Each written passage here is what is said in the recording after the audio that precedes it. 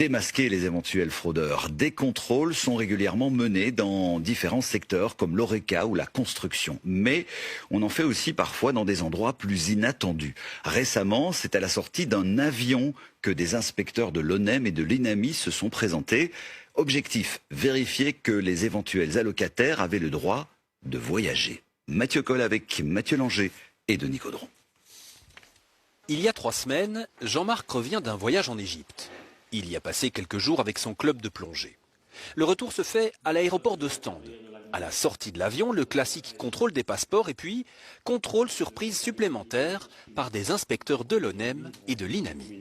Les personnes qui, comme moi, avaient l'âge d'être à la retraite, nous ont demandé de vous retraiter. Oui, ok, elles nous ont dit vous pouvez aller, merci beaucoup, bonne fin de nuit. Et pour d'autres personnes, elles leur ont demandé ce qu'elles exerçaient comme métier. Ils ont répondu, chacun en fonction de leur emploi. Les inspecteurs sont à la recherche de fraudeurs, soit des chômeurs qui ne respecteraient pas le nombre maximum de congés qu'ils peuvent prendre par an, soit des malades qui n'auraient pas l'autorisation de leur mutuelle pour voyager. Un des membres du club était en incapacité de travail et percevait donc des indemnités de la part de sa mutuelle. On lui a posé la question de savoir si la personne avait demandé l'autorisation à sa mutualité de se rendre à l'étranger.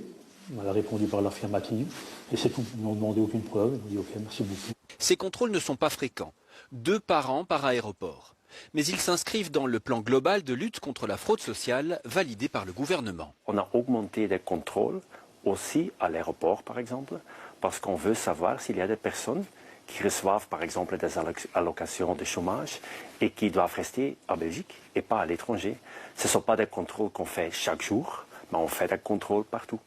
Le gouvernement espère récupérer jusque 2 milliards d'ici 2029 et veut engager pour cela de nouveaux inspecteurs. On veut trouver plus de 300 inspecteurs de plus, pas seulement pour la lutte contre la fraude sociale, mais aussi pour la justice, la police, parce que c'est vraiment important qu'on ait assez de contrôleurs pour lutter contre la fraude fiscale et sociale.